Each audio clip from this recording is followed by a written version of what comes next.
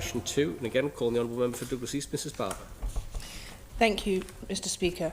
I'd like to ask the Chief Minister how many A, active cases community, B, active cases hospital, and C, isolated individual cases non-community there were at I, 18th of April 2020, 12th of May 2020 and the 5th of October 2020.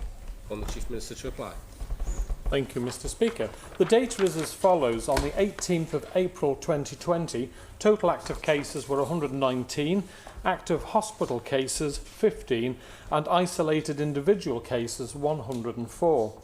On the 12th of May 2020, total active cases were 16, active cases hospital 2 and isolated individual cases 14.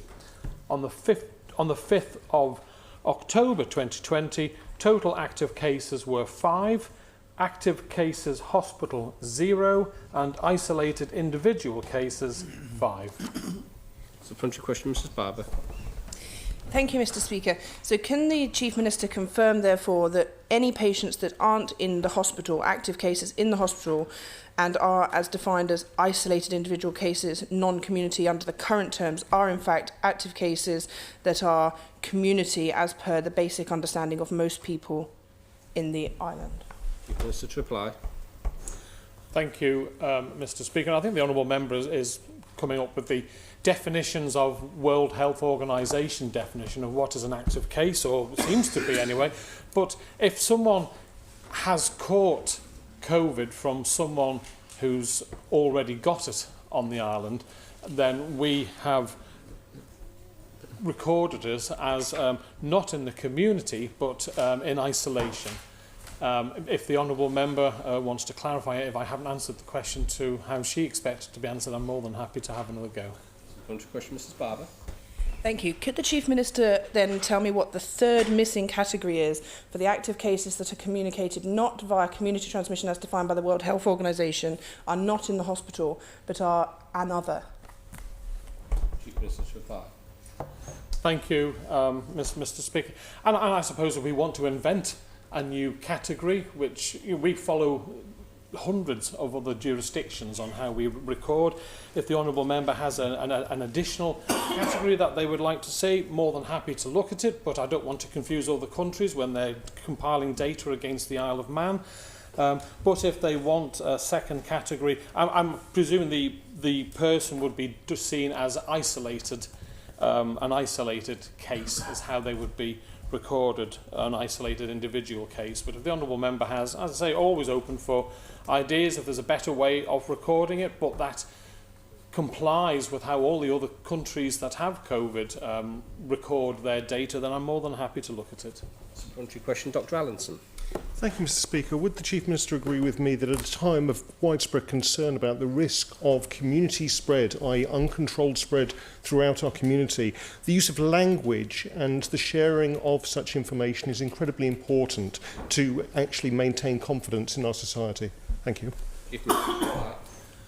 Absolutely, Mr Speaker, and I thank the Honourable Member for his question on this. It's really important that we communicate to the best of our abilities. However, we have to be cognizant of the approach taken by other jurisdictions so that we can try and avoid any further confusion. I know it's fairly complex and it has confused a number of members of the public the way we've handled it, but we have been following it to the best of, or I'm led to believe we've been following it to how a number of other jurisdictions have and when they do their various definitions. Supplementary question, Ms Edge. Thank you, Mr Speaker. I just wonder, and obviously taken on board what the Honourable Member for Ramsey's just said, but the Chief Minister said that if somebody catches off a confirmed case of an individual that's got COVID, it doesn't seem to be classifying that as in the community, but the individual that then catches it surely has been in the community. So I'm just a little bit confused as to, obviously bearing in mind we want to all use the same language, but my understanding would be, and I just wonder whether the Chief Minister can confirm, if I catch it off somebody who has been confirmed, but I've been out in the community for perhaps 7 days prior to that, because I think the key day is 7 days. When can it be in the community? Chief Minister to reply. Thank you, Mr. Speaker. The accepted norm would appear to be that if you know where the sources come from, then it's not the definition is a community transmission where you haven't got a clue where it came from. You just did a random test on someone and they came up as positive and there was no record of them ever travelling, ever being with someone who'd had it, etc. That is the one we all fear. Because that's got serious consequences. If someone sadly catches it because a family member has come back and maybe given it to them, or a breakdown of process, etc., then that, if it's directly traceable to an individual that's come back, then it doesn't meet the criteria of World Health Organization. But I don't want to split the definitive here with honourable members. I mentioned before, it's clearly a case that's been caught in the community, but it's not the definition that we try and use from World Health Organization. And as I say, honourable members, all we as a government are trying to do is to follow the accepted sort of definitions that other jurisdictions are using, so that when data is compared, it's comparing apples with apples rather than slightly distortion. But I know it has caused a problem with people, but it's not us trying to hide things. We've been very open with people from day one what's happened, and I hope people can see that. Thank you, Mr. Speaker. Final supplementary, Mrs. Barber.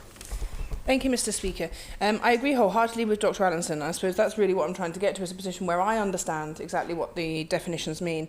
So I wonder if the Chief Minister could answer whether the local transmission definition of the WHO would be incorporated in isolated individual cases, non-community, or if there would be an alternate topic there. Would that be active cases, local transmission, perhaps? And also, if he could confirm, therefore, that all the cases on 18th of April, 12th of May and 5th of October were from sources that were known, and there were none of those that were unknown sources. Chief Minister to reply. Thank you, Mr. Speaker. In answer to Part A, I'm more than happy to speak to Office to see if there is an additional definition or bracket that we can use without confusing A, our own public, and B, various health experts who look across the world at various jurisdictions to see how they record it. So if there is middle ground that we can use that doesn't discombobulate any further, then I will, of course, see that we do that. And I'm happy to confirm that at no time have we had, to the best of my knowledge anyway, I've never been advised that we have had a case in the community where we did not know where it had come from, bar the very early days where we had high numbers, and obviously, but I think they all did trace back to whether it be people returning from holidays or events in the United Kingdom.